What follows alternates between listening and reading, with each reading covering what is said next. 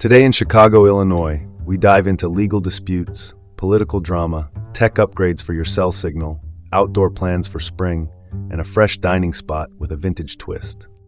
I'm Dean Bark. Welcome to the City Report with Dean Bark here in Chicago. Let's start with this. Gary officer faces lawsuit over alleged negligence in city vehicle accident. CPL Joseph Von Bank is the officer at the center of a civil lawsuit filed in Lake County Superior Court in Indiana. The plaintiffs are Rosetha Hunter, Marcus McKinney, and Jerome Green. They say they were motorists who were involved in a collision with a city-owned SUV in July 2024. According to the complaint, Von Bank was driving a 2021 black Ford Explorer owned by the city when he allegedly drove through a red light and failed to keep a proper lookout. That's the core negligence claim. The suit, filed in November 2025, also names the city of Gary and the Gary Public Transportation Corporation, the city's transit agency, alleging hiring, training, supervision, and retention fell short. Those are allegations at this stage. No findings yet. There's a twist. The filing also accuses the driver of the other vehicle of negligence. That dual claim approach suggests the court will be asked to sort out comparative fault, who did what and how much it mattered. If the plaintiffs prevail against the city, the outcome could force changes to training and supervision policies. Time to dig into the details will come later in discovery. For now, the stakes are clear. Red lights are not, decorative suggestions.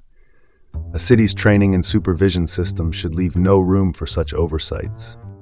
Moving on, congressional candidate James Schenke arrested for driving violations in Indiana. James Schenke is a Republican candidate for Indiana's 1st Congressional District. That's the Northwest Indiana seat neighboring Chicagoland. Police in Valparaiso, the Porter County seat, say they stopped Schenke in March 2026 after his car crossed the center line twice. Officers allege he was driving on a suspended license and couldn't provide proof of insurance. Schenke, 59, reportedly told police he left his wallet in another suit and couldn't hand over a license or registration. He was taken to Porter County Jail and appeared before a judge the next day. For context, driving on a suspended license with a prior conviction is a Class A misdemeanor in Indiana. Investigators also note his license had been suspended, stemming from a prior conviction. Court records show he'd been charged in November 2025 with driving while suspended in Tippecanoe Superior Court. In March 2026, he received a default judgment on that infraction. Schenke, who says he was moving from West Lafayette to Miller Beach, a Gary neighborhood on the lakefront, told police he wasn't aware of the suspension. That's disputed by the record on file. One odd note, officers say when asked for his name, he handed over a business card. Neat networking move, but not legal ID. A political candidate should be more aware of their legal standing. Ignorance isn't an excuse. Let's pivot to the next story. Lake Forest approves new communications tower to boost cell coverage. The Lake Forest City Council voted in March 2026 to greenlight a 160-foot telecommunications tower at the city's compost center at 1381 Kennedy Road. Tower North, a private developer, will build it under a ground lease that brings the city an upfront payment plus ongoing rental revenue.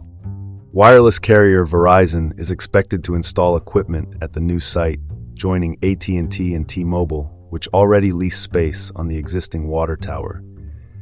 Lake Forest currently brings in roughly $200,000 a year from those leases. This deal layers on additional revenue and, officials hope, better service coverage. Construction is slated to start by late September 2026 and wrap by the end of 2026. Though even with a new tower, the city acknowledges it may not fully solve all coverage gaps. Let's cut to the chase. This is a necessary step for infrastructure. Now let's see if it delivers the bars people expect. Can you hear me now by December? That's the headline. Shifting gears. Kane County opens up campsite reservations for season starting in April. The Forest Preserve District of Kane County, the agency that manages open space and campgrounds, will open reservations in April 2026 for the season that runs May through October 2026. Two main sites are on the menu. Paul Wolfe Campground in Elgin sits inside Burnage Forest Preserve, a rolling 700-plus-acre landscape. It has 104 sites, ranging from improved pads to primitive spots. Big Rock Campground in the village of Big Rock offers 109 sites and similar options, plus equestrian accommodations. Amenities include hiking trails and fishing, with a cashless reservation system that encourages credit cards for bookings and even firewood. Tap to Pay S'mores. Welcome to 2026. Embracing cashless systems facilitates a smoother experience for campers. And now for something completely different. Kai Modern Japanese Kitchen to open in Aurora's historic Hobbs building. Kai is a new restaurant concept from JH Hospitality Group, a local restaurant group, setting up shop downtown in the Hobbs building, a historic structure that's been redeveloped in recent years. Kai is slated for a late April 2026 opening, taking over the former Leilani Asian Fusion space, which closed in July, just shy of its one-year mark. Expect a flexible Japanese menu, sushi, ramen, and more, using the existing kitchen footprint. Downstairs, the basement is getting a lounge and speakeasy makeover as the Copper Dome, a nod to the building's historic dome, and project backers also point to a future gaming lounge planned for the property as part of a broader push to revitalize the block. Revitalizing historic spaces with fresh ideas keeps the cultural heartbeat of a city alive. And that's your report for today from the City Report with Dean Bark in Chicago.